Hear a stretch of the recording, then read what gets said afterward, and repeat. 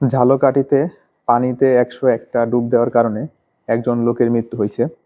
লোকটা বাজি ধরে শীতের মধ্যে খালে নামছিল, সেখানে সে ১০১টা ডুব দেওয়ার পরে তার মৃত্যু হয়। এইখানে তার মৃত্যুর কারণ কি হতে পারে? এখানে তার মৃত্যুর কারণ হতে পারে হাইপোথার্মিয়া। হাইপোথার্মিয়া কি?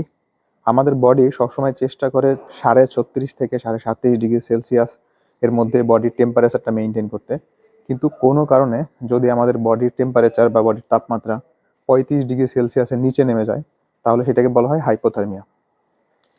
এই হাইপোথার্মিয়া হলে কেন মৃত্যু হতে পারে? কারণ হাইপোথার্মিয়া হলে আমাদের হৃদস্পন্দন সেইটা নিয়ন্ত্রণ হারিয়ে ফেলে, সেটাকে বলা হয় অ্যারিথমিয়া সৃষ্টি হয়। অ্যারিথমিয়া থেকে পরবর্তীতে অ্যাট্রিয়াল ফিব্রিলেশন থেকে ভেন্ট্রিকুলার ফিব্রিলেশন, তারপরে সেখান থেকে কার্ডিয়াক অ্যারেস্ট হয়।